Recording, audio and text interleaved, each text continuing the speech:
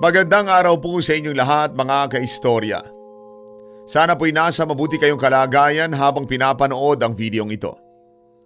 Huwag niyo pong kalilimutang ilagay sa ating comment section ang inyong mga pa-shoutout para naman makapagkumustahan tayo. Samantala, maaari po bang humiling sa inyo na ako'y ma-follow ninyo sa aking Facebook page? Ang aking Facebook page, Jason Space Heart FM. Maraming salamat po sa pag-follow ninyo sa akin. Samantala, narito na ang ating tampok na kwento sa gabing ito. Matakot, kabahan, sa mga kwentong nakakagimbal sa Kaistorya YouTube channel with daily post at 7 p.m. Kumusta po kayo? Ako si Edith, isa pong taga-subaybay mula dito sa Taguig City. Simple lang naman ang pangarap ko sa buhay noon, ang magkaroon ng isang masayang pamilya at mamuhay ng tahimik. Pero ika nga nila, mapagbiro ang tadhana. Sino ba naman ang mag-aakala na ang isang tulad kong simpleng Pinay ay mai-in love at magpapakasal sa isang Amerikano? At hindi lamang ba sa Amerikano ha? Si Conor ay isang diplomat sa US Embassy dito sa Pilipinas. Gwapo, matangkad, blonde, at may katawang alagang-alaga sa gym. Para siyang modelo o artista na diretsong lumabas mula sa mga international magazine o Hollywood TV shows. Kahit saan kami magpunta ay pinagtitinginan siya ng mga tao, lalo na ng mga babae. Pero ang pinakagusto ko sa kanya, bukod sa napakabait at napakagalang niya sa mga magulang at kamag-anak ko, ang husay niyang magsalita ng Tagalog. Tuwid na tuwid, walang hirap, may kasama pang natural na lambing. Mahal na mahal ako ni Conor at alam ko yun sa bawat galaw niya. Pero may isang bagay kay Conor na kakaiba talaga. Napaka mapamahiin niya. Noong una'y nagtataka ako dahil Amerikano siya pero mas marami pa siyang bawal at pinaniniwalaan kesa sa mga matatanda sa aming probinsya. Palagi niyang suot o dala ang isang kakaibang kwintas na may pendant na parang luma at ukit na bato. Isang amulet na namana pa raw niya sa mga sinaunang ninuno niya sa Amerika. Ang sabi niya, pangalis daw yun ng malas at nagpapalayo sa mga masasamang espiritu. Doon ko rin nalaman na may third eye ang asawa ko. Sanay na raw siya makakita ng kung ano-anong hindi pampubliko mula pa noong bata pa siya. Pero kahit sabihin niyang sanay na siya, ako naman ang laging kinakabahan. Kapag nasa bahay kami at bigla na lamang tatahimik si Conor, o kaya hindi mapakali, o kaya na may kitang-kita kung iniiwasan niyang tumingin sa isang partikular na sulok ng kwarto, doon na ako magsisimulang kilabutan. Alam ko na agad ang ibig sabihin nito. May multo sa paligid namin. May nakikita siya na hindi ko nakikita. Kahit ganoon kaperpekto si Conor, may isang malaking kapintasan sa akin. Napakasilosa ko. Faithful naman siya at alam ko yun. Pero sa tuwing may nakikita ako mga babaeng makatingin at makipag-usap sa kanya ay parang linta, nagdidilim ang paningin ko. Ang selos na ito ang naging mitya ng isang malaking pagkakamali na nagpabago sa takbo ng buhay namin habang buhay. Kaistorya, nagsimula ang lahat isang Biyernes ng gabi bandang 8:00. Kagagaling lamang namin ni Conor sa isang dinner party sa embassy. Buong gabi ay para akong piniprito sa sarili kong mantika sa sobrang selos. Paano ba naman? May isang bagong lipat na foreign staff doon. Isang blonde na babae na kumakadikit kay Conor habang nag-uusap sila. Tungkol naman sa trabaho, ay para bang wala ako sa kanilang tabi. Todong ngiti si Conor dahil siyempre, diplomat siya. Kailangan maging magalang at palakaibigan. Pero ako, kulang na lamang ay tusukin ko ng tinidor yung babae sa talim ng mga tingin ko. Pag-uwi namin sa bahay ay hindi ko na talaga matapos-tapos ang pag-aalboroto ng dibdib ko. Pumasok si Conor sa banyo para maligo at magbanlaw ng katawan pagkatapos ng mahabang araw. Ako na may naiwan sa kwarto, pabalik-balik ang lakad at parang praning na nag-iisip kung ano ba ang kanilang pinag-usapan na hindi ko alam. Maya-maya pa ay lumabas si Conor ng banyo. Nakatuwalya lamang siya sa kanyang matitipunong katawan hanggang bewang. Basa pa rin ang blonde niyang buhok at kitang-kita ang alagang gym niyang katawan na paborito kong tingnan araw-araw. Pero sa pagkakataong ito, galit ang nangingibabaw sa akin. Ang mas malala, pagkalabas niya ay kinuha niya agad ang cellphone niya sa ibabaw ng side table at may itinipe doon habang seryoso ang mukha. Pagkatapos ay lumabas siya ng balkonahe ng kwarto namin para doon mag-text. Doon na ako sumabog. Sinundan ko siya at humarang ako sa tapat ng sliding door ng balkonahe. Napahalukip-kip ako. Nanlilisik ang mga mata. Conor, sino na naman yung babaeng katext mo kanina pa? Nakikita kita. Pabalik-balik ka riyan. Akala mo ba hindi ko napapansin? Tumingin sa akin si Conor. Kitang-kita ko ang pagod at lungkot sa mga asul niyang mata. Pero pinilit niyang panatilihing kalmado at malambing ang boses niya sa tuwid na Tagalog. Edith, babe, please. Galing yun sa embassy. May emergency lamang tungkol sa visa ng isang pamilya na kailangan ma-approve bago ang weekend. Walang iba. Alam mo namang ikaw lang ang mahal ko. Ang sabi pa niya sabay lapit sa akin para hawakan ang balikat ko. Ibinaksi ko ang kanyang kamay. Sus, embassy raw. Palibasa alam mong gwapo ka, blonde ka, at mukha kang artista sa mga magazine. Kaya ang lakas ng loob mo maglihim sa akin. Pagod na ako sa kakahula kung sino na naman ang mga lumalandi sa'yo sa trabaho. Ang pasigaw na boses ko. Umiiral na naman ang matinding selos ko. Yung selos na nakakabobo at nakakabulag. Edith, hindi ako naglilihim. At saka hindi ako mapakali kanina dahil nga sa text. Dahil biglang natigilan si Conor. Hindi niya itinuloy ang kanyang sasabihin. Ang tingin niya ay dahan-dahang lumipat mula sa mukha ko patungo sa direksyon ng hagdanan sa labas ng aming kwarto. Bigla siyang napaatras ng isang hakbang. Nanlaki ang mga mata niya at nakikita ko kung paanong bigla nawala ng kulay ang kanyang mukha. Naging maputla siya na parang pader. Alam ko ang itsurang yan. Yan ang itsura niya kapag may nakikita ang third eye niya. Pero dahil bulag ako sa galit at selos, ang isip ko ay nagmatigas. Akala ko'y umaarte lamang siya para takasan ang away namin. Dahil ano? Gagawa ka na naman ng kwento na may multo. Gagamitin mo na naman yung third eye mo para makalusot ka sa akin? Ang bulyaw ko pa sa kanya. Lumapit ako sa kanya ng may matinding panggagalaiti. Ang paningin ko'y napako sa kanyang leeg. Doon sa kwinta sa palagi niyang suot. Ang lumang amulet na gawa sa ukit na bato na kulay itim na may mga kakaibang guhit. Iyan ang amulet na sabi niya, nagpapanatili sa kanya na ligtas mula sa mga masasamang espiritu, mula pa sa mga ninuno niya. Sa madilim na takbo ng utak ko, naisip ko na kung wala ang kwintas na yan, baka sakaling matuto siyang makinig sa akin at hindi mag-imbento ng mga kung ano-anong multo. At bago pa siya makakilos, buong lakas kong hinablot ang kwintas sa kanyang leeg. Naputol ang tali nito. Edith, wag! Pakiusap, ibalik mo yan! Ang bulyaw ni Conor.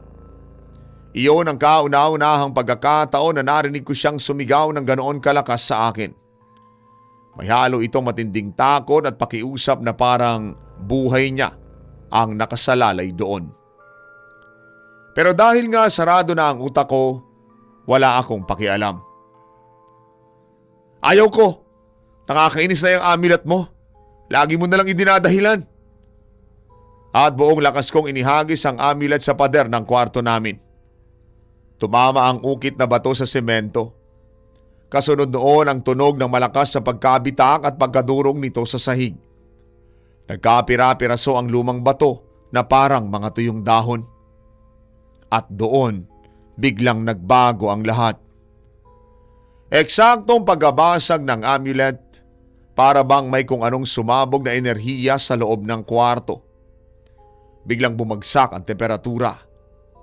Napakalamig. Yung tipong ramdam mo ang ginaw hanggang sa buto mo kahit nakapatay ang aircon. At ang pinaka nakakatakot, biglang humampas ang isang napakalakas na hangin sa loob ng saradong kwarto namin. Galing ito sa kung saan.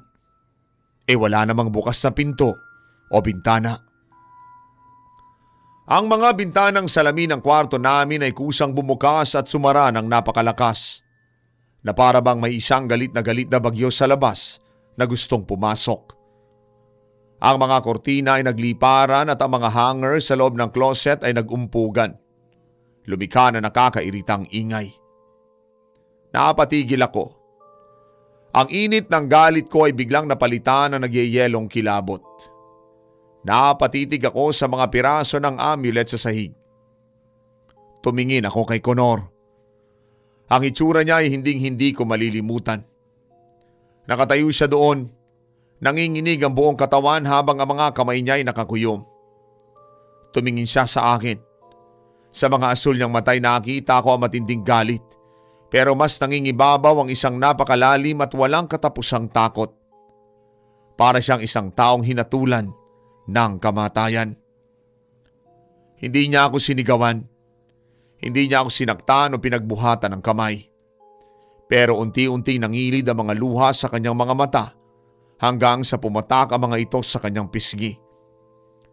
Ang isang matipunong Amerikano, ang isang diplomat na laging formal at matapang, para ngayong isang batang umiiyak sa harap ko. Anong ginawa mo, Edith? Anong ginawa mo? Ang bulong niya. Ang boses niya ay nanginginig at basag na basag. Binasag mo ang nag-iisang bagay na pumoprotekta sa atin. Sa puntong iyon ay tuluyan nang nawala ang selos ko. Napalitan ito ng matinding konsensya at takot. Nabagtanto ko kung gaano kalaki ang aking pagkakamali.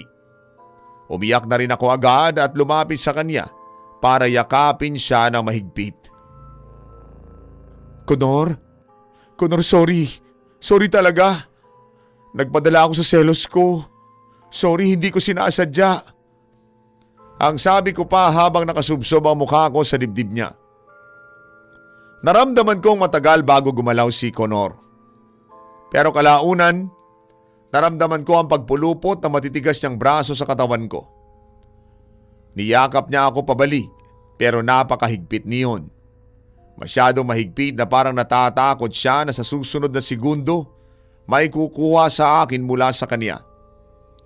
Hinalikan niya ang tuktok ng ulo ko habang maririnig pa rin ang bawat buntong hininga niya na nanginginig. Ibinaba niya ang mukha niya malapit sa tenga ko. Ang boses niya ay naging seryosong-seryoso. Mababa ang tono at tila may binabantayan o pinapakinggan sa bawat sulok ng madilim na kwarto. Babe, makinig ka sa akin ng mabuti. Ang bulong niya sa akin habang patuloy pa rin ang paghampas ng kakaibang malamig na hangin. Mula sa sandaling ito, ano man ang makita mo, ano man ang marinig mo, ano mang mangyaring kakaiba o hindi mo maipaliwanag, sabihin mo sa akin agad. Huwag mo akong paglilihiman, Edith. Please. Dahil bukas na ang pinto, wala na tayong panangga. Tumango ako habang patuloy na umaago sa mga luha ko. Ramdam ko ang takot niya na lumipat na rin sa akin. At habang nakayakap ako sa kanya, narinig ko ang mahinang kaluskos sa may kisame. Para bang may gumagapang sa itaas namin. Naghihintay lamang ng tamang oras para bumaba. Kaistorya, pagkatapos na nangyaring gulo sa amulet, hindi na talaga ako dinalaw ng antok. Paikot-ikot ako sa kama, balisang-balisa. Pilit na nagtatakip lamang ng kumot kahit na ang totoo, pinagpapawisan ako sa nerbiyos. Si Conor naman sa tabi ko ay parang pinapatay sa pagod. Nakatihaya siya, bagsak na bagsak ang kanyang katawan at maririnig mo ang mabibigat niyang paghinga. Pero alam ko na kahit tulog siya, hindi rin payapa ang isip niya dahil paminsan-minsan, nakikita kong kumukurap ang mga mata niya at pabalik-balik ang mahihinang ungol niya na para bang binabangungot. Tumingin ako sa digital clock sa may side table. Pulang-pula ang mga numero. 3:14 ng umaga. Ang sabi ng mga matatanda, ito raw ang oras ng mga elemento dahil ito ang kabaliktaran ng oras ng pagkamatay ni Kristo. Noong una'y pinagtawanan ko lamang iyon, pero iba na ang pakiramdam ko ngayon. Eksaktong pagpatak ng 3:40, biglang may nagbago sa hangin. Alam mo yung pakiramdam na parang biglang hinigop ang lahat ng hangin sa loob ng kwarto? Doon na ako nagsimulang kabahan. Pagkatapos ay biglang bumagsak ang temperatura. Hindi ito yung malamig na galing sa aircon. Ito yung malamig na parang pumasok ka sa loob ng freezer ng punerarya. Napakalamig na ramdam ko ang panginginig ng mga ngipin ko. Noong huminga ako, laking gulat ko na makita kong may lumabas na puting usok sa bibig ko. Parang nasa ibang bansa kami sa gitna ng winter. Sinubukan kong abutin yung makapal na kumot na nasa paanan ng kama para kahit paano'y mabawasan ang ginaw ko. Pero doon ko naramdaman ang pinakamalalang takot sa buong buhay ko. Hindi ko maigalaw ang aking mga kamay. Sinubukan kong itaas ang braso ko pero parang may nakapatong na dambuhalang semento sa ibabaw ng aking dibdib. Maski ang mga daliri ko sa paa ayaw sumunod. Sinubukan kong lumingon para tapikin si Conor pero kahit ang liig ko ay parang nakalak. Napako ang tingin ko sa kisame. Sleep paralysis. Ang sabi ko sa aking sarili, pilit kong pinapakalma ang puso ko na parang sasabog na sa bilis ng tibok nito. Bangungot lang to, Edith. Magigising ka rin. Isara mo lamang ang iyong mga mata. Pero paano kung isasara ang aking mga mata kung ang buong paligid ay biglang napuno ng kakaibang tunog? Kaistorya, tunog iyon ng tela na kinakaladkad sa may sahig. Nagagaling ang tunog sa may sliding door ng balkonahe. Dahan-dahan, kahit ayaw ng utak ko ay napilitang tumingin ang mga mata ko sa direksyong iyon. Nakita kong gumalaw ang makapal na kurtina kahit sarado ang bintana. Mula sa likod ng tela, may isang anino na unti-unting lumabas at naglakad patungo sa paanan ng kama namin. Gusto kong sumigaw. Gusto kong tawagin si Conor. Ibuka ang bibig ko pero walang lumabas sa tunog kung hindi mahihinang hangin at ungol. Conor, gising please. Pero si Conor ay nanatiling tulog sa tabi ko. Walang kaimik-imik. Habang papalapit ang anino ay unti-unting tumama sa kanya ang liwanag ng buwan mula sa bintana. At doon ko nakita ang kanyang mukha. Isang babae. Nakasuot siya na mahabang damit na kulay asul at puti. May belo na nakatakip sa buong ulo niya hanggang sa balikat. Kung titingnan mo sa malayo, iisipin mo talaga na ribulto siya ni Mama Mary o ng Blessed Virgin na galing sa isang simbahan. Napakaamo na mukha niya. Maputi, may magandang hugis ng ilong. Para siyang anghel. Pero hindi siya anghel. Lumutang siya ng bahagya at dahan-dahang lumapit sa gilid ng kama. Eksakto sa pwesto ko. Noong yumuko siya para tingnan ako ay tuluyan ng gumuho ang mundo ko ng dahil sa takot. Ang kanyang mga mata, walang puti, walang cornea, walang iris, Walang pupils. Buong itim ang dalawang mata niya at parang dalawang butas na puno ng madilim na tinta. At may maitim na likido na dahan-dahang umaagos mula roon pababa sa kanyang pisngi. Nakangiti siya sa akin. Isang ngiti na hindi banal, kung hindi isang ngiti na puno ng panunuya at galit. Biglang umangat ang katawan ng babae at pumunta siya sa ibabaw ko. Ramdam na ramdam ko ang bigat ng presensya niya kahit pa lumulutang ito. Dapa siya sa ibabaw ng katawan ko at idiniin niya ang mukha niya. Ilang sentimetro lamang ang layo sa mukha ko. Naamoy ko ang kanyang hininga. Amoy ng nabubulok na karne at sunog na buhok. Doon, ang maamong mukha na parang kay Mama Mary ay biglang nagbago. Ang balat niya ay unti-unting nangulubot, natuyo at nagmukhang uling. Ibinuka niya ang bibig niya ng napakalaki. Mas malaki sa normal na bibig ng tao at nakita ko ang loob niyon.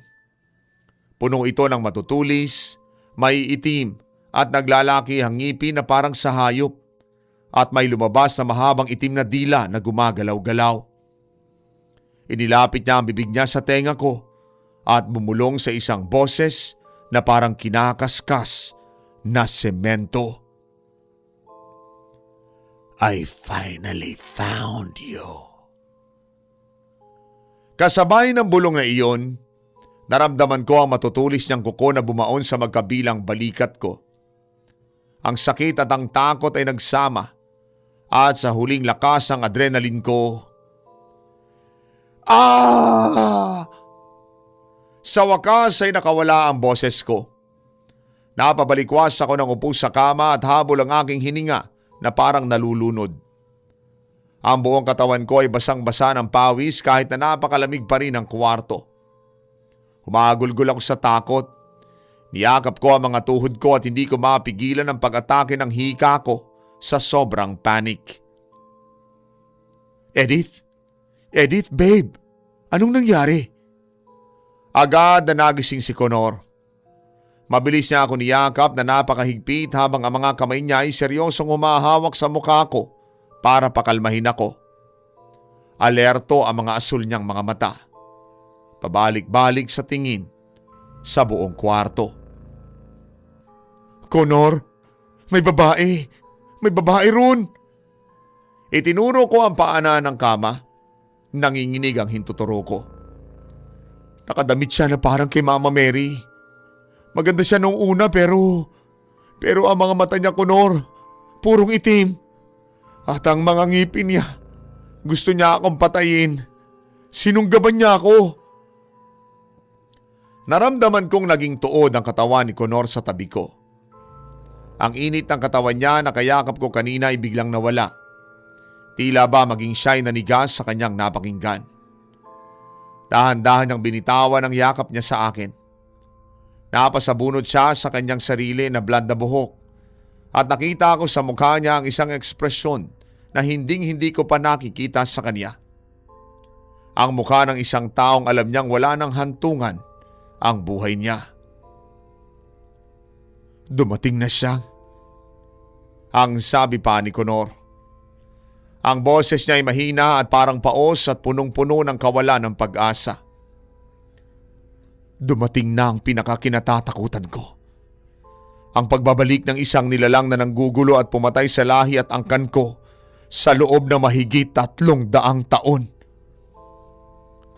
Tumingin ako sa kanya at umiiyak pa rin habang ang lamig ng kwarto ay dahan-dahang nawawala.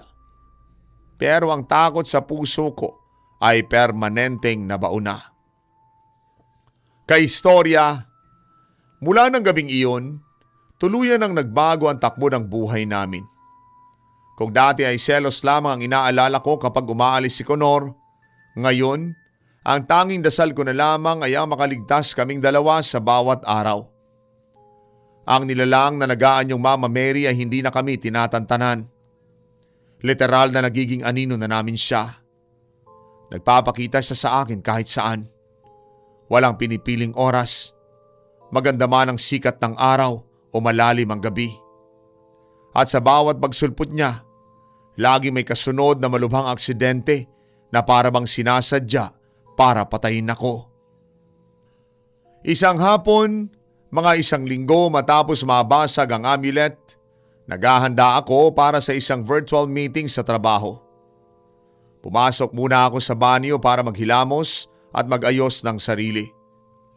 Binuksan ko ang gripo, nag-ipon ng malamig na tubig sa mga palad ko at naghilamos. Ramdam na ramdam ko pa ang sarap ng lamig ng tubig sa aking mukha. Pero pag-angat ng ulo ko para kumuha ng tuwalya at tumingin sa may salamin, psst! Isang mahinang sitsit ang narinig ko. Eksakto sa likod ng kanang tenga ko. Napatingin ako ng diretso sa salamin ng banyo. Doon, sa mismong refleksyon, nakatayo siya sa likod ko. Ang babaeng nakabelo ng asul at puti. Nakatitig siya sa akin gamit ang purong itim niyang mga mata habang ang bibig niya ay nakangiti ng napakalapad. Yung tipong abot hanggang tenga ang punit ng labi niya. Ah! Sa sobrang gulat at rurok ng takot ko'y napatalon ako paatras. Nawalan ako ng balanse dahil nabasa ang sahig. Dumulas ang kanang paa ko at buong lakas na humampas ang likod ng ulo ko sa matigas na bahagi ng toilet bowl. Nagdilim ang paningin ko sandali. Narinig ko ang sarili kong pag-ingit sa sobrang sakit at nang hawakan ko ang likod ng ulo ko, basang-basa ito ng malapot na dugo. Kung mas malakas lang ng kaunti ang pagkakatama niyon, maka nabasag na ang bungo ko at natagpuan na lamang akong patay doon. Naririnig ko pa rin ang mahinang halakhak ng babae sa paligid habang unti-unti akong nawawala ng malay. Si Conora nakarinig sa kalabog. Binuhat niya ako ng pasigaw at dinala sa ospital para tahiin ang sugat ko. Hindi lamang sa bahay kami binaliw ng demonyong iyon. Lumipas ang ilang araw, sinubukan kong lumabas para magpahangin sa mall pagkatapos ng trabaho. Kahit papaano'y para makawala sa nakakabaliw na atmosphere ng bahay namin. At habang pababa ako sa umaandar na escalator mula sa 2 palapag, lumingon ako mula sa ibaba. Nandoon siya. Nakatayo siya sa pinakadulo ng escalator sa gitna ng maraming tao naglalakad. Ang nakapagtataka, walang nakakapansin sa kanya kung hindi ako lamang. Nakataas sa mga kamay niya na para bang nagbabasbas sa mga tao. Pero ang mukha niya, habang papalapit ang baitang ng escalator, nakita kong unti-unti nagnanaknak at nagtutuklap ang kanyang balat para bang nahihiwalay ang laman sa bungo. Tumitig siya sa akin at biglang idinikit ang daliri niya sa labi niya. Senyas na huwag akong maingay. Sa matinding takot at panginginig ng mga tuhod ko, na out of balance ako, nahulog ako at gumulong pababa sa gumagalaw ng mga bakal na baitang ng escalator. Hala! Ang babae nahulog! Ang rinig kong sigaw ng mga tao. Nagkasugat-sugat ang mga braso ko.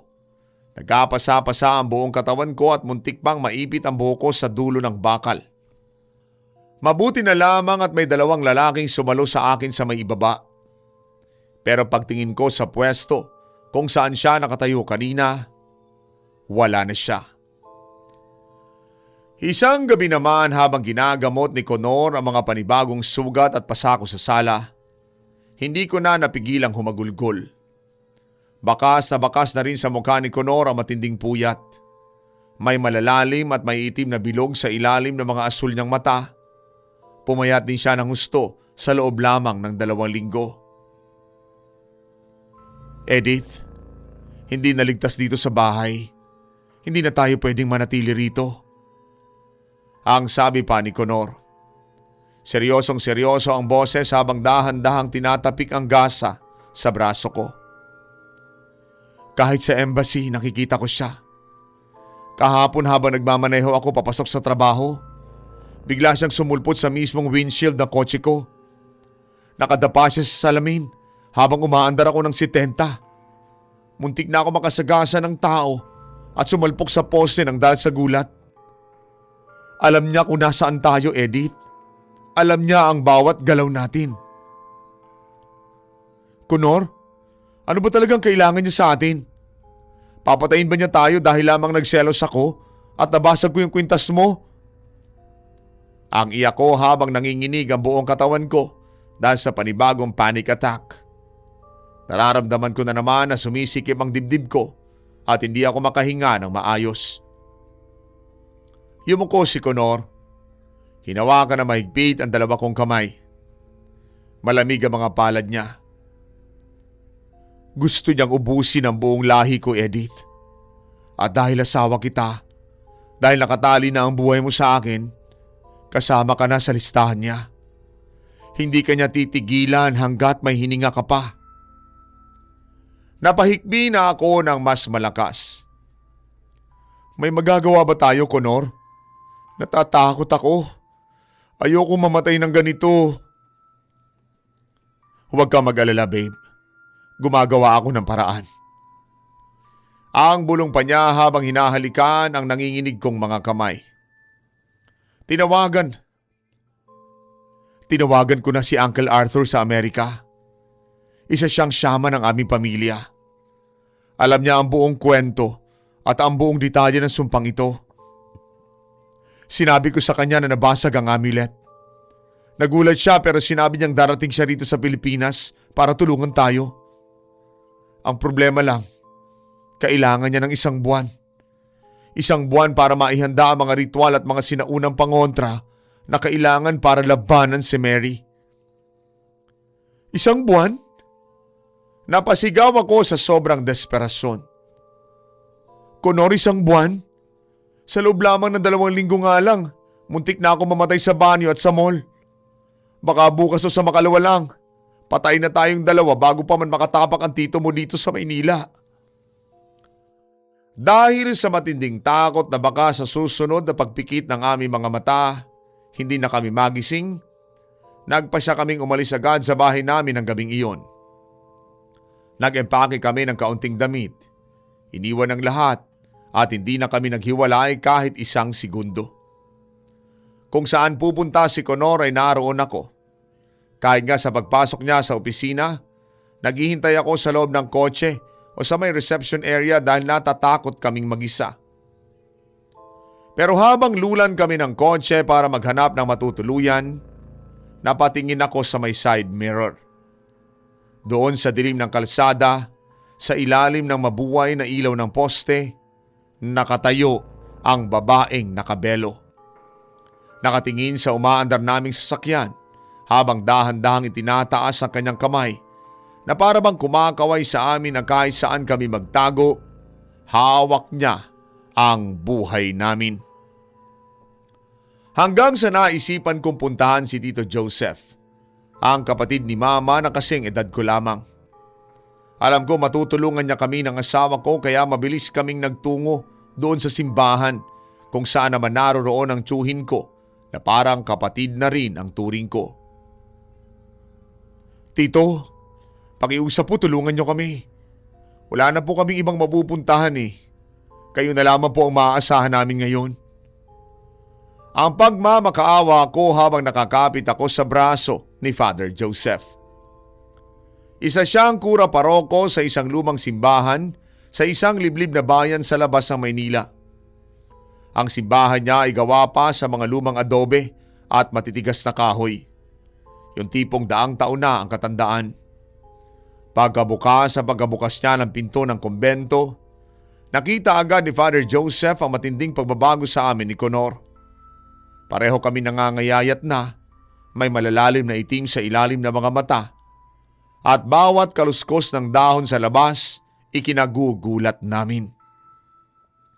Tinignan niya si Connor at pagkatapos ay tumingin siya sa akin ng may pag-aalala. Ano bang nangyayari sa inyo, Edith? Bakit ba kayo nagkakaganyan? Para kayo nakakakita ng multo. O sige na, pumasok kayo. Huwag kayong mag-alala. Dito muna kayo sa kumbento sa likod ng simbahan. Ligtas kayo rito sa loob ng bahay ng Diyos. Walang masamang espiritu ang makakatapak sa sagradong lugar na ito. Noong unang 2 gabi ay para kaming nakarating sa langit. Nakaramdam kami ng kaunting kapayapaan na matagal na naming hindi nararamdaman. Ang bango ng insenso, ang tunog ng mga dasal, at ang presensya ng mga banal na ribulto ang nagbibigay sa amin ng lakas ng loob. Akala ko talaga, dahil simbahan ito at maraming krus, hindi makakapasok ang anumang masamang espiritu na humahabol sa amin. Pero nagkamali ako. Ang nilalang na ito ay walang pinipiling sagradong lugar dahil ang anyo mismo na ginagamit niya ay isang malaking insulto sa kabanalan. Nang ikatlong gabi, bandang 12:00, natutulog kami sa maliit na kwarto sa itaas ng kumbento. Nang bigla kaming nagising ni Conor dahil sa isang kakaibang tunog. Kaistorya, tunog iyon ng malalakas at mabibigat na kadenang kinakaladkad sa may sahig. Nanggagaling ang tunog sa loob mismo ng kapilya na katabi lamang ng kumbento. Sumunod ay ang tunog ng umiiyak na sanggol. Isang iyak na napakalungkot noong una. Pero habang tumatagal, ang iyak ay biglang naging isang nakapangingilabot na halakhak ng isang matandang babae. "Edith, gising! Narito na siya." Ang seryosong hila sa akin ni Conor. Mabilis niyang kinuha ang braso ko at hinila ako palabas ng kwarto. Lumabas kami sa balkonahin ng kumbento na nakadungaw sa loob ng mismong kapilya. Ang buong paligid ay nababalutan ng isang makapal, kulay abong-ambon na dahan-dahang gumagapang sa mga upuang kahoy. Ang masahol pa, napakabaho ng amoy nito. Amoy ng sunog na asupre, para bang bulok na itlog na hinaluan ng nasusunog na laman. Tumingin ako sa may dulo, sa tapat ng altar kung saan nakatayo ang malaking ribulto ng Birheng Maria. Pero laking gulat at kilabot namin nang ang ribulto na gawa sa matigas na semento at kahoy, dahan-dahang gumalaw. Narinig ko ang tunog na nagkakatabihang semento habang ang ulo ng ribulto'y lumingon ng diretsyo sa pwesto namin ni Conor. Ang mukha ng ribulto ay biglang naging totoong laman. Puting-puti, ngunit nagnanaknak ang ilang bahagi. At doon ay lumitaw ang 2 mata ng babae. Purong itim, walang kabuhay-buhay, at nakatitig sa akin ng may matinding galit. Kaistorya, isang napakalakas na sigaw ang umaalingaw-ngaw sa buong simbahan. Hindi ito boses ng isang tao lamang. Isa itong boses ng libu-libong tao, lalaki, babae at bata. Sabay-sabay na sumisigaw sa hirap, galit at pagdurusa sa loob ng impyerno. Sa lakas niyon, napatakip ako sa 2 kong tenga habang napapaluhod sa may sahig ng balkonahe. Biglang nagliparan ang mga kandila sa altar. Ang mga naglalakihang upuang kahoy na pwedeng upuan ng 10 tao, biglang nagbagsakan. Nagliparan sa hangin. Nagkabasag-basag na para mga posporo lamang dahil sa isang dambuhalang hindi nakikitang puwersa na nagwawala sa loob ng simbahan. Pagkatapos noon, isang malaking apoy ang biglang sumiklab mula sa altar. Walang nagsindi, walang posporo. Pero bigla na lamang lumabas ang pulang-pulang apoy at mabilis na kumapi sa mga kortina, sa mga carpet at umakyat sa bubong na gawa sa lumang kahoy na madaling mag-apoy. "Conor, masusunog ang buong simbahan! Si Father Joseph nasaan?" Ang sigaw ko sa gitna ng ingay ng crackling ng apoy at bagsakan ng mga kahoy. "Takbo, Edith! Labas! Kailangan natin makalabas dito ngayon din!" Ang sigaw pa ni Conor habang buong lakas niya akong binubuhat at hila-hila pababa ng makipot na hagdanan ng kumbento. Umuusok na ang paligid.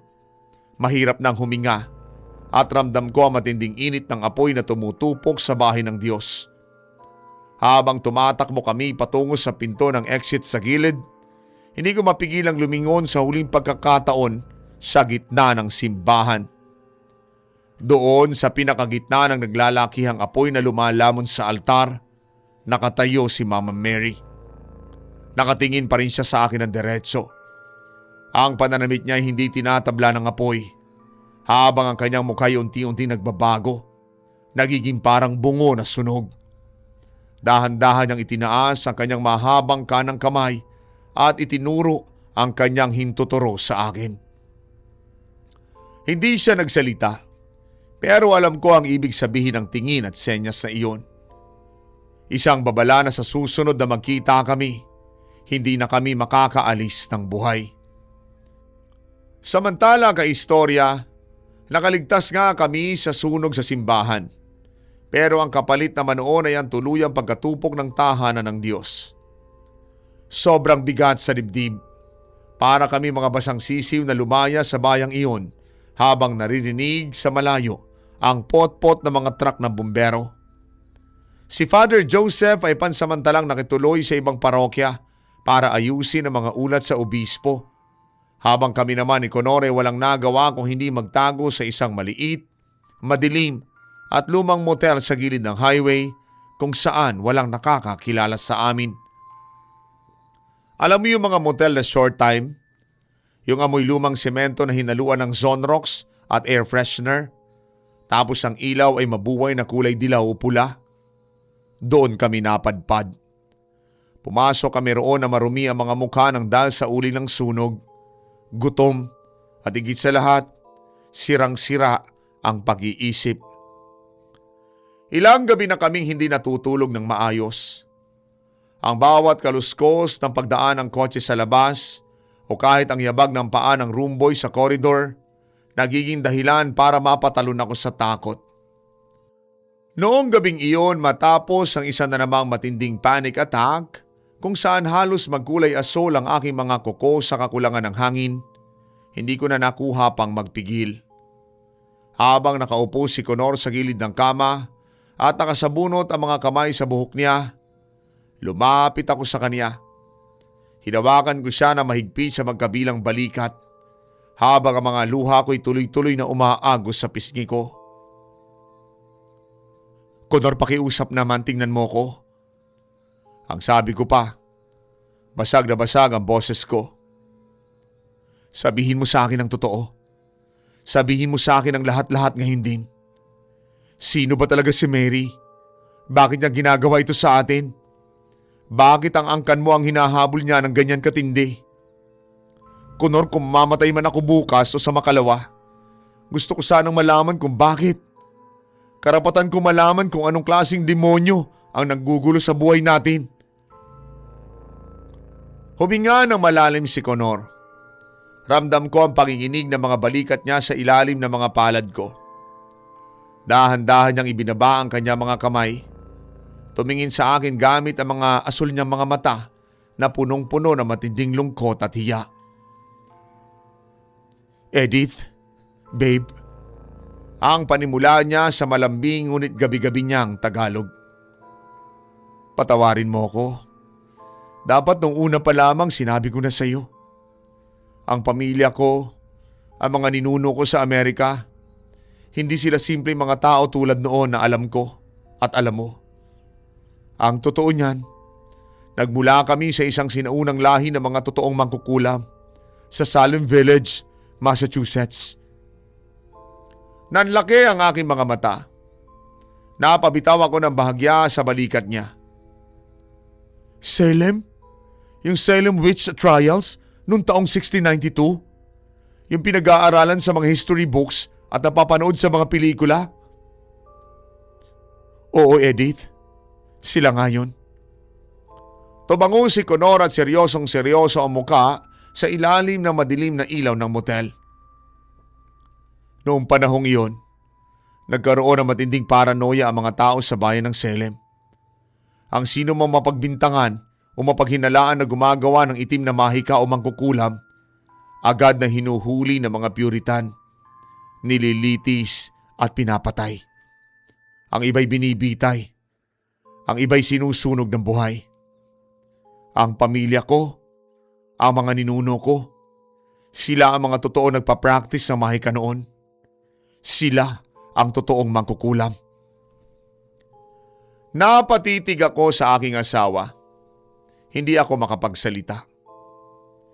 Pero para makaligtas sa pag-uusig ng mga tao, ng mga hukom at ng simbahan, gumawa ng isang mapanganib na plano ang mga ninuno ko. Ang pagpapatuloy ni Conor habang nakatitig sa may sahig. Nagpanggap sila mga debotong Kristiyano. Sila ang naging pinakamaingay sa simbahan. Sila ang nagpanggap na galit sa mga kampo ng demonyo. At para lamang hindi sila mapagbintangan, sila mismo ang nagturo, nag-imbento ng kwento at nagbintang sa mga inosenteng babae sa bayan. Pinalabas nila na ang mga inosenteng ito ang mga totoong mangkukulam para lamang mailigtas ang sarili nilang mga balat. At kabilang sa kawawang biktimang iyon, isang babaeng nagngangalang Mary. Sumikip ang aking dibdib sa aking narinig. Si Mary, yung nagpapakita sa atin ngayon. Siya nga. Ang sagot pa ni Conor at nakita kong may pumatak na luha mula sa mata niya. Si Mary ay isang inosente, tahimik at napakarelihiyosong babae mula sa Salem. Sa katunayan, madalas niyang sabihin sa mga kapitbahay niya noon na nagpapakita sa kanya ang Blessed Virgin o si Mama Mary sa kanyang mga panaginip para gabayan siya. Dahil sa matinding debosyon niya, gumawa si Mary ng mga damit at belo na katulad ng sa mahal na birhen. At yun ang palagi niyang isinusuot habang nagdarasal. Pero ginamit yun ng mga ninuno ko laban sa kanya. Paano? Ang tanong ko at kabado sa bawat salitang lumalabas sa bibig ng asawa ko. Sinabi ng ninuno ko sa mga hukom na ang Mama Mary na nakikita ni Mary ay hindi ang ina ni Kristo, kung hindi ang demonyo mismo na nagbabalat kayo para linlangin siya. Ginamit nila ang mismong pananamit niya at ang kanyang debosyon bilang matibay na ebidensya para patunayan sa buong bayan na isa siyang malaking mangkukulam. Alam ni Mary ang totoo, Edith. Alam niya ang pamilya ko ang totoong sumasamba sa kadiliman. Sumigaw siya sa korte. Itinuro niya ang pamilya ko.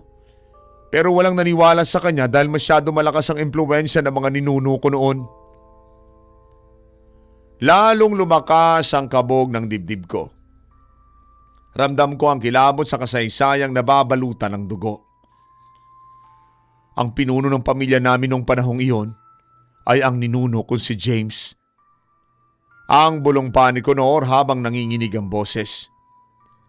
Siya ang mismong nanguna sa paghuli, paglitis, at sa huli pagbitay kay Mary sa pamamagitan ng pagsunog ng buhay sa kanya sa gitna ng plaza. Ang sabi sa mga lumang tala ng pamilya namin, habang nagliliyab ang apoy sa paanan ni Mary, habang natutupok ang kanyang laman at umuusok ang kanyang katawan, tumingin siya ng diretso sa mga mata ni James at gamit ang huli niyang hininga sa gitna ng hiyaw ng sakit, nag-iwan siya ng isang matinding sumpa. Guguluhin ko ang inyong lahi. Uubusin ko ang inyong mga anak at hindi ko kayo bibigyan ng kapayapaan magpakailanman. Pero Conor, ang nanginginig kong tanong, kung ganoon katindi ang sumpa niya, bakit ngayon mo lamang siya naramdaman? Bakit ngayon lamang siya nagpakita ng ganito? Tumingin sa akin si Conor na may matinding pait sa kanyang mukha. Dahil ang mga ninuno ko, gamit ang alam nilang itim na mahika, gumawa agad ng pangontra matapos mamatay si Mary. Gumawa sila ng isang napakalakas na amulet gamit ang lumang bato at mga orasyon para ikulong ang sumpa at galit ni Mary, para hindi niya saktan ang mga susunod na salinlahi. Ang amulet na iyon ay ipinasa sa bawat panganay na lalaki sa pamilya namin, hanggang sa makarating sa akin. Iyon ang amulet na palagi kong suot, Edith. Iyon ang amulet na binasag mo noong 1 linggo ng dahil sa selos mo. Napatakip ako sa aking bibig. Ang mga luha ko ay tuluyan ng bumuhos. Hindi nang dahil sa takot, kung hindi dahil sa matinding pagsisisi. Noong ihagis mo ang amulet sa pader at nagkapira-piraso ito, tuluyan mong sinira ang rehas na nagkukulong sa kanya sa loob ng mahigit 300 taon. Nakakawala si Mary Edith. At ngayon ay galit na galit siya dahil gusto niyang tapusin ang sumpa niya sa lahi ko. At dahil asawa kita, hindi kanya itatangi. Papatayin niya tayong dalawa. Napasandal ako sa pader ng motel room para bang nawala ng lakas ang aking mga tuhod. Ako, ang selos ko ang nagtanggal ng harang. Ako ang nagpalaya sa demonyo na ngayon, unti-unting umuubos sa amin. Samantala, hindi pa natatapos ang gabi matapos aminin sa akin ni Conor ang madilim na sikreto ng kanyang pamilya, nakaupo pa rin ako sa sahig ng lumang motel room na iyon. Tulala ako. Pinagmamasdan ko ang nanginginig kong mga kamay. Grabing isipin na ang simpleng selos ko, yung pagwawala ko sa kwarto ng dahil lamang sa text mula sa embassy, ang siyang naging mitsa para makawala ang isang demonyong 300 taon nang naghihintay ng kanyang pagkakataon. Ang bigat-bigat sa pakiramdam kay istorya. Parang ako mismo ang pumatay sa aming sarili ni Conor.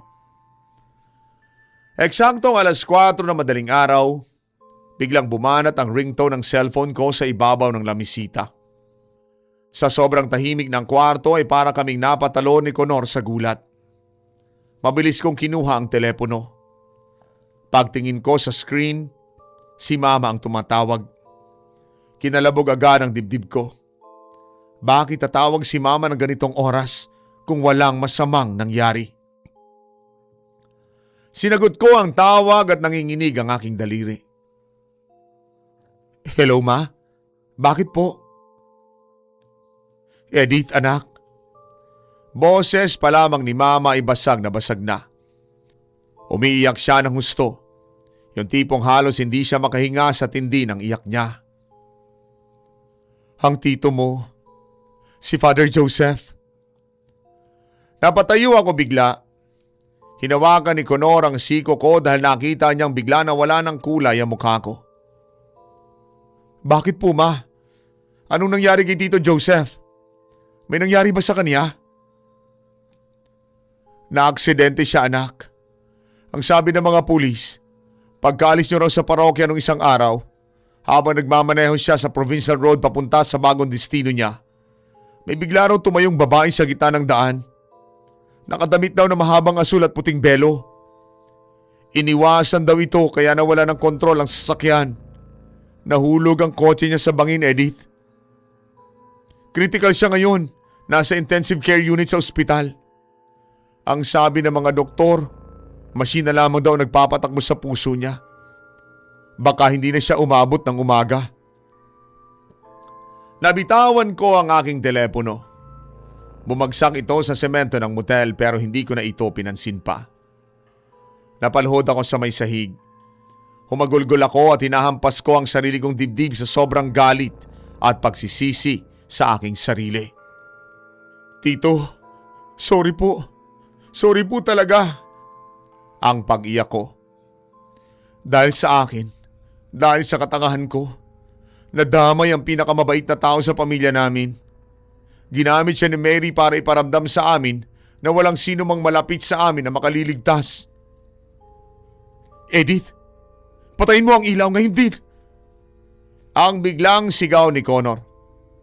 Ang boses niya ay puno ng panik. Mabilis niyang pinalo ang switch ng ilaw sa dingding kaya biglang nagdilim ang buong kwarto. Ang tanging liwanag na lamang namin ay ang mabuhay na pulang ilaw ng neon sign sa labas ng bintana ng motel. Bakit, Conor? Ano ba yun? Ang tanong ko habang pinipigilan ko ang sarili ko maiyak na malakas. Narito na siya. Nararamdaman ko ang lamig niya. Ang bulong pa ni Conor habang hinihila niya ako papunta sa sulok ng kwarto, malapit sa banyo. At doon, narinig namin. Isang tunog ng batingaw o kampana ng simbahan ang umalingaw-ngaw. Pero imposible. Walang simbahan sa paligid ng highway na ito. Ang tunog ay napakalapit. Parang nanggagaling sa mismong kisame at sa labas ng pinto ng kwarto namin. Sumunod ang tunog ng mabibigat na bakal ng kadena. Maririnig mo ang pagkayod ng mga kalawanging bakal sa semento ng koridor ng motel. Papalapit ito ng papalapit sa pinto ng room 104, ang kwarto namin. Ang bawat kaluskos ay parang sumasabay sa mabilis na tibok ng puso ko. Pagkatapos, tumigil ang tunog ng kadena, eksakto mismo sa tapat ng pinto namin. Isang nakapangingilabot na kanta ang biglang narinig mula sa labas. Boses ito ng isang babae. Pero ang tono ay paos, basag, at may kasamang tunog ng plema o likido na parang nalulunod sa dugo habang kumakanta. Isang awiting pangsimbahan na alam ko. Ave Maria, gratia plena, Dominus tecum. Kunor, natatakot ako. Ang bulong ko habang isinusubsob ko ang mukha ko sa likod niya. Nanginginig din ang katawan ni Conor pero pilit niyang itinatago sa likod ng matitipunong balikat niya. Eksakto pagkatapos ng kanta, isang napakalakas sa pagsabog ng puwersa ang humampas sa pintuan namin. Ang makapal na pintong kahoy ng motel ay literal na nawasak. Natanggal mula sa mga bakal na bisagra nito at tumalsik sa loob ng kwarto at muntik nang tumama sa kama. Nabitak ang semento sa gilid ng hamba. Sa pintuan, sa gitna ng makapal na alikabok at usok, nakatayo si Mary. Kaistorya, kung makikita mo ang itsura niya sa gabing iyon, mapapasigaw ka talaga sa kilabot. Ang puti at asul niyang damit at belo ay wala na ang ganda. Puno na ito ngayon ng mga itim na uling. Punit-punit, may mga sariwang dugo na dahan-dahang pumapatak mula roon sa may laylayan ng tela. At ang mukha niya, ang kalahating bahagi ng mukha niya ay totoong lamang natutunaw at nalalagas na nagpapakita ng madilaw na bungo sa ilalim nito. Ang dalawang itim niyang matay nakatitig sa akin ng diretso para bang gustong sipsipin ang kaluluwa ko. Ibinuka niya ang natutunaw niyang bibig at lumabas sa isang boses na para bang pinagsamang hiyaw ng mga namamatay na hayop at ubo na matanda. Ikaw ang susunod, Edith. Ikaw na nagpalaya sa akin. Ikaw ang unang tutupukin ng apoy. Sinabi niya iyon sa wikang naiintindihan ko. Sa lakas ng boses niya, ang lahat ng salamin sa loob ng motel room, ang salamin sa banyo, ang salamin sa dresser, kahit ang bumbilya ng ilaw, sabay-sabay na sumabog at nagkapira-piraso. Edith, sa bintana! Talon! Huwag kang titingin sa likod! Ang sigaw ni Conor. Hindi na namin inisip kung gaano kataas ang ikalawang palapag sa motel. Hinawakan na mahigpit ni Conor ang kamay ko at sabay kaming tumakbo patungo sa bintanang salamin na basag na. Tumalon kami palabas ng kwarto, diretso sa madilim at malamig na gabi. Bumagsak kami sa ibabaw ng isang tumpok na mga sako at basura sa madilim na iskinita sa ilalim. Naramdaman ko matinding sakit sa kanang bukong-bukong ko at si Conor naman ay nagkaroon ng malalim na gasgas sa braso dahil sa mga nabasag na salamin sa bintana. Pero walang oras para dumaing. Habang pinipilit naming tumayo para tumakbo, narinig namin mula sa itaas ng motel room ang isang napakalakas at nakakatulig na halakhak ni Mary. Isang halakhak na nagsasabing kahit anong takbo ang gawin namin, laro lamang ang lahat ng ito para sa kanya. Pero sa kabila noon kay istorya, tumakbo kami ng tumakbo ni Conor sa gitna ng dilim. Walang pakialam kung saan kami dinala ng aming mga paa. Masakit ang bukong-bukong ko, bawat hakbang ay parang tinutusok ng karayom. At si Connor naman ay patuloy ang pagdurugo ng kanyang braso nang dahil sa sugat mula sa salamin ng motel. Basang-basa kami ng ulan. Nanginginig sa ginaw at pinaliligiran ng takot. Hanggang sa marating namin ang isang malaki at abandonadong bodega malapit sa pier. Lumang-luma na ito. May mga kalawanging yero at puro mga sirang kahoy at sirang makina ang nasa loob. Doon kami pumasok para magtago. Umupo kami sa isang madilim na sulok. Habol ang hininga. Yakap-yakap ang isa't isa habang naghihintay kung kailan kami tuluyang mahahanap ng demonyong si Mary. Umagang-umaga na dapat base sa oras. Pero pagtingin ko sa labas sa mga sirang bintana, ang langit ay nanatiling kulay abong madilim, makulimlim at parang ayaw nang sumikat ng araw para sa amin. Ang pakiramdam ko, katapusan na namin talaga. Edith, Connor. Biglang may isang malalim, baritono at seryosong boses ang narinig namin mula sa mismong bukana ng bodega. Sa sobrang takot ko'y napayakap ako na mas mahigpit kay Connor at muntik na akong sumigaw. Pero si Connor biglang napatayo. May nakita akong pag-asa sa mga asul niyang mata na matagal nang nawala.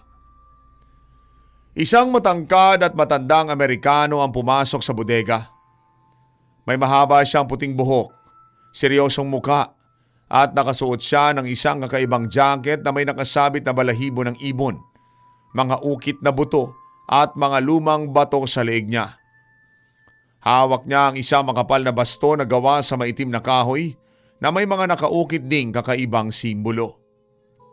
Siya si Uncle Arthur, ang tito ni Connor na shaman na nanggaling pa sa Amerika. Hindi siya marunong magtagalog kaya diretso siyang kinausap ni Connor sa Ingles.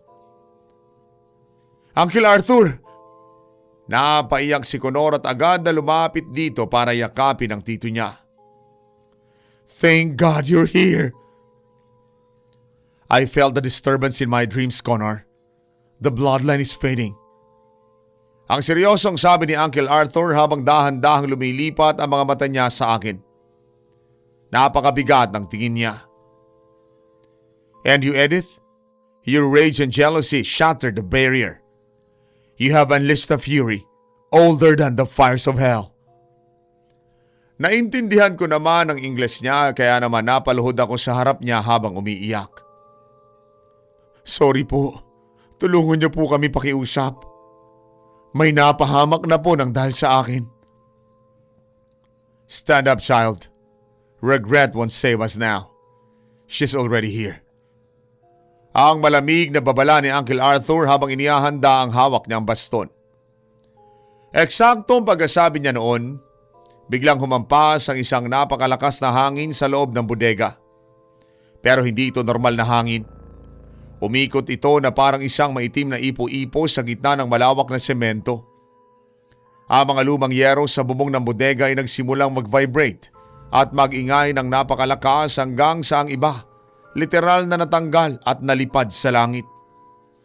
Ang amoy ng sunog na asupre at uling lalong naging matapang. Nakakasuka. At sa gitna ng buhawi ng alikabok, lumitaw si Mary. Sa pagkakataong ito kay istorya ay hindi na siya nagbabalat kayo bilang isang maamong Mama Mary. Ang asul at puti niyang belo ay naging kulay itim na parang sunog na tela. Ang balat sa buong katawan niya ay parang uling na nagliliyab pa rin sa pula nito. Nagbibitak-bitak at may mga uod na lumalabas-masok sa mga sugat niya.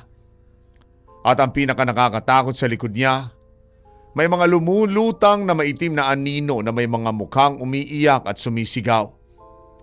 Ang mga kaluluwa ng mga taong pinatay niya sa sumpa sa loob ng 300 taon. Mga angka namang kukulam. Hindi kayo makakaligtas sa apoy ng Salem. Ang hiyaw ni Mary sa wikang naiintindihan ko. Ewan ko lang kung wikang Tagalog din ang narinig ni na Connor at Uncle Arthur. Pero hindi na mahalaga iyon. Basta ang boses ng nilalang na iyon ay naging kasing lakas ng kulog, kaya't napaatras ako hanggang sa tumama ang likod ko sa pader ng bodega. Mabilis na lumutang si Mary patungo sa pwesto namin. Itinaas niya ang kanyang mga kamay na may matutulis at may itim na kuko. Diretso ang asinta sa leeg ko. Gustong-gusto akong sakalin at patayin. Pero bago pa siya makalapit sa akin, mabilis na humakbang si Uncle Arthur sa harap namin ni Connor. Itinaas niya ang hawak niyang maitim na baston at hinarang ito sa direksyon ni Mary. Kasabay niyon, may nilabas siyang isang bagong amulet mula sa bulsa niya. Isang gintong piraso ng metal na may nakasulat na mga sinaunang salita at simbolo ng proteksyon. Mary of Salem! Ang sigaw ni Uncle Arthur. Ang boses niya ay umalingaw-ngaw na parang dambuhalang kulog, sapat para mayanig ang buong semento ng bodega. Your torment ends today. The sins of the grandfathers are not the sins of these children. Return to the darkness where you belong. Nagsimulang sumigaw ng mga orasyon si Uncle Arthur sa isang sinaunang wika na hindi ko maintindihan. Habang nagsasalita siya, ang gintong amulet sa kamay niya ay biglang nagdiwanag. Isang napakatinding puting ilaw ang lumabas mula roon. Parang welding na napakasakit sa mata. Nang tumama ang liwanag na iyon sa katawan ni Mary, umatras siya ng bahagya at sumigaw siya sa matinding sakit. Isang hiyaw na nakakabingi. No! I will not go back! I will consume the blood of James! Ang sigaw ng demonyo habang ang uling niyang balat ay nagsisimulang umusok ng kulay itim. Nagpumiglas si Mary. Sinubukan niyang labanan ang liwanag ni Uncle Arthur sa pamamagitan ng pagpapakawala ng mga itim na anino mula sa likod niya. Ang bodega ay naging parang isang malaking digmaan ng liwanag at kadiliman. May mga bahagi ng dingding ng semento na biglang sumasabog at nababakbak ng dahil sa salpukan ng enerhiya. Ramdam ko ang lakas ng kanilang presensya. Parang mapapapikit ka na lamang at hihilingin na matapos na ang lahat. Nakita kong unti-unting nangihina ang mga tuhod ni Uncle Arthur. Nanginginig na ang mga kamay niya sa paghawak ng baston at ng amulet. Masyadong malakas ang galit ni Mary na ipon sa loob ng 200 taon. Connor, Edith, take my hands. We will finish this curse together. Ang sigaw ni Uncle Arthur sa amin, habang pilit niyang itinutulak ang liwanag patungo kay Mary. Hindi na ako nagatubili. Kahit masakit ang paa ko'y gumapang ako patungo sa kanila. Hinawakan ko ng napakahigpit ang kaliwang kamay ni Uncle Arthur, habang si Connor naman ay humawak sa kanang kamay nito.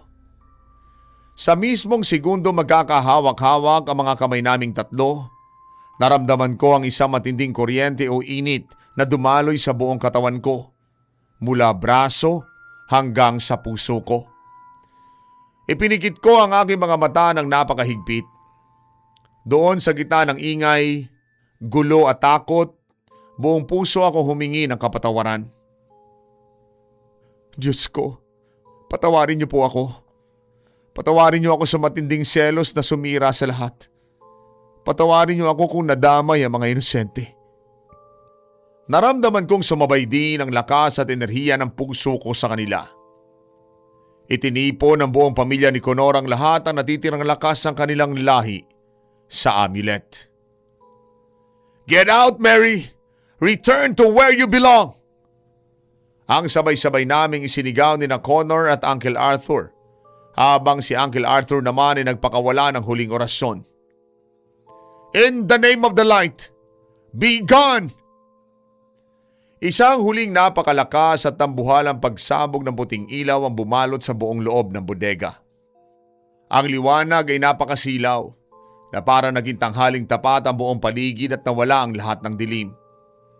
Narinig namin ang isang huling napakahaba at nakahihindik-hindik na tili ni Mary.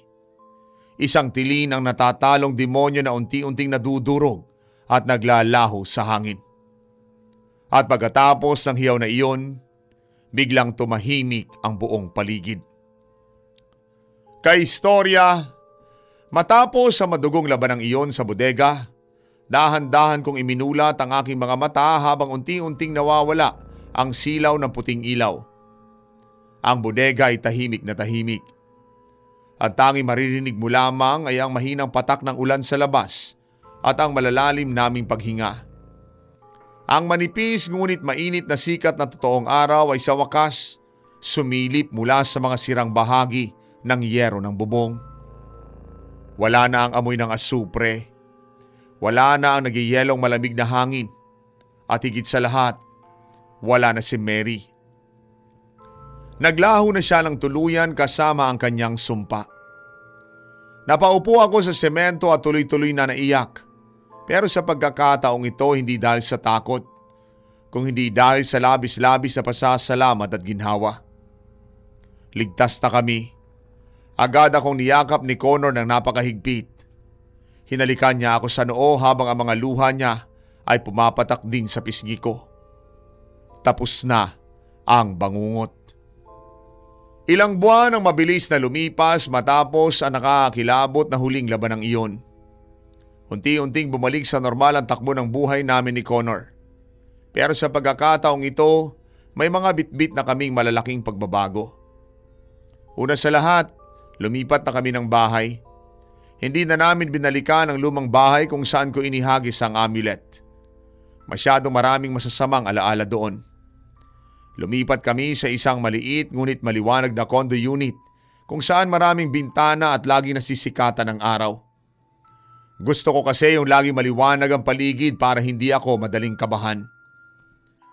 Si Father Joseph naman ay himalang nakaligtas sa kritikal niyang kondisyon sa ospital. Noong unang linggo na dinalaw namin siya sa ICU, halos himatayin ako sa tindi ng iyak dahil sa mga tubo na nakakabit sa kanya. Pero sabi nga ng mga doktor, isang milagro raw ang pagkabuhay niya pagkatapos mahulog ng sasakyan niya sa bangin. Ngayon, nakakalakad na siya gamit ang baston at pabalik-balik na lamang sa physical therapy. Ang simbahan naman niya na natupok noong gabi ng pag-atake, sinimula nang itayong muli. Sa tulong ng mga donasyon ng mga tao, at siyempre sa napakalaking tulong pinansyal mula sa sariling bulsa ni Connor, at sa tulong din ng mga kaibigan niya sa US Embassy bilang pasasalamat sa pagpapatuloy sa amin noon, naitayo ito. Sabi nga ni Father Joseph sa amin, habang nagkakape kami isang hapon, ang mahalaga ay buhay tayo. Ang simbahan gawa sa bato at kahoy, madaling maitayo ulit. Pero ang buhay, kapag nawala, hindi na maibabalik pa. Si Uncle Arthur naman ay bumalik na sa Amerika pagkatapos ng isang linggo niya na pananatili sa Maynila. Noong huling gabi niya rito, uminom sila ni Connor ng beer sa balkonahe habang ako naman ay nagluluto ng hapunan. Bago siya umalis, iniabot niya sa akin ang gintong amulet na ginamit niya sa labanan. Ibinili niya sa amin ni Connor na ito ang magsisilbing proteksyon namin, kaya't pag-ingatan namin ito. Kaistorya, ang grabing karanasang iyon ang nag-iwan sa akin ng isang napakalaking leksyon sa buhay. Ang selos ay parang isang apoy. Kapag hinayaan mo itong maghari, lumaki at sumiklab sa puso mo, kaya nitong tupukin ang lahat ng magagandang bagay sa buhay mo. Kaya nitong sirain ang tiwala mo sa taong nagmamahal sa iyo. At ang mas malala, kaya nitong magbukas ng pinto para sa mga demonyo at sumpa ng nakaraan na matagal nang nananahimik at naghihintay lamang ng pagkakataon para wasakin ka. Kung hindi ko sana hinayaang lamunin ako ng selos, hindi sana nagdusa si Connor, hindi sana nasunog ang simbahan, at hindi sana muntik mamatay ang paring mahal ko. Sa ngayon kay istorya, kapag may mga okasyon sa embassy at nakikita ko si Connor habang pinaliligiran ng mga magaganda at matatangkad na foreign staff o mga modelo, hindi ko na nararamdaman yung dati na parang sumisikip ang dibdib ko sa galit. Ngumingiti na lamang ako. Alam ko na kasi ang totoong halaga ng asawa ko. Sa tuwing titingnan ko si Connor habang naghahanda siyang pumasok sa trabaho, suot ang porma niyang suit at nakastyle ang blonde niyang buhok, hindi ko na nakikita ang dahilan para magselos o mag-alinlangan. Nakikita ko ang isang lalaki na handang humarap sa kamatayan, sa apoy at sa pinakamalalang multo ng kasaysayan ng pamilya niya para lamang protektahan at mahalin ako. Minsan, kapag gabi at nanonood kami ng TV sa sala, bigla pa ring tatahimik si Connor. Titingin siya sa bakanting sulok malapit sa pinto tapos iiwas siya ng tingin at hihinga ng malalim. Alam ko na agad ang ibig sabihin nito. May nakikita na naman ang third eye niya na gumagala sa paligid. Pero sa pagkakataong ito, hindi na ako kinikilabutan. Hindi na ako nagwawala. Hindi ko na siya pinagbibintangan na nag-iimbento ng kwento. Ang ginagawa ko ay lumalapit ako sa kanya. Isinusubsob ko ang mukha ko sa matipunong balikat niya at hinahawakan ko na napakahigpit ang malalaki niyang kamay. Titingin siya sa akin at ngingiti na malambing at hahalikan ang tuktok ng ulo ko. Dahil alam ko, anuman ang gumagala sa dilim at kahit anong multo pang sumulpot sa harap namin, basta't magkasama kami at may buong tiwala sa isa't isa, wala nang anumang sumpa, elemento o demonyo ang muli makapaghihiwalay sa amin. Nabuhay kami sa sumpa ng Salem at mas naging matatag ang pagmamahala namin ng dahil doon. Kaistorya, hanggang dito na lamang ang kwento ko. Alam ko may ilan pa sa mga taga-subaybay ang hindi naniniwala sa karanasan namin. Wala na po ako magagawa dito. Totoo po ang kwentong ibinahagi ko sa inyo. Maraming salamat po. God bless and more power sa inyong napaka-successful na channel. Lubos na gumagalang, Edith. Ang kwento mo, Edith, ay isang napakatindi at nakapangingilabot dahil paalala ito kung paano kayang sirain ng isang negatibong emosyon ang lahat ng proteksyon at kaligayahan sa ating buhay. Mula sa isang simpleng bugso ng selos at kawalan ng tiwala, nagawa mong wasakin ang pisikal at espiritual na panangga ng asawa mo na nagdulot ng kadena ng mga panganib, hindi lamang sa inyong dalawa, kung hindi pati na rin sa mga inosenteng mahal sa buhay. Kagaya na lamang ng paring malapit sa iyo. Ang pinakamahalagang aral na mapupulot dito ay ang tindi ng pinsala na pwedeng idulot ng selos, na kung hahayaan ito maghari at maging bulag sa galit, para na rin tayo nagpapalaya ng sarili nating mga demonyo na unti-unting tutupok sa kapayapaan ng ating pamilya. Ipinapakita rin sa kwento na ang bawat aksyon may mabigat na kahinatnan. At ang mga sugat na nakaraan, kapag muling nabuksan, nangangailangan ng tapat na pagsisisi, pagpapakumbaba at pagkakaisa upang tuluyang maghilom. Ang maipapayo ko sa inyo ni Connor ngayon, ingatan na talagaan ang kapayapaang ipinaglaban ninyo ng patayan. Edith, gamitin mo ang karanasang ito para tuluyang bitawan ang insecurity at selos. Napatunayan na ni Connor na hanggang sa bingit ng kamatayan at impyerno ay ikaw pa rin ang pinoprotektahan niya. Kaya karapat-dapat siya sa buong mong tiwala. Para naman sa inyong dalawa, ipagpatuloy ninyo ang bukas na komunikasyon. Huwag nang maglihim si Connor tungkol sa kanyang kakaibang kakayahan o kasaysayan. At huwag ka namang magpapadala sa hinala. Ang inyong kondo ay gawin ninyong isang totoong tahanan ng pagmamahalan, liwanag at panalangin. Magkasama ninyong harapin ang bukas ng may tibay ng loob. Dahil kung naitawid ninyo ang 300 taong sumpa ng Salem, ibig sabihin, kaya ninyong lagpasan ang anumang hamon ng buhay, basta't magkaagapay kayo at walang puwang ang pag-aalinlangan sa inyong mga puso.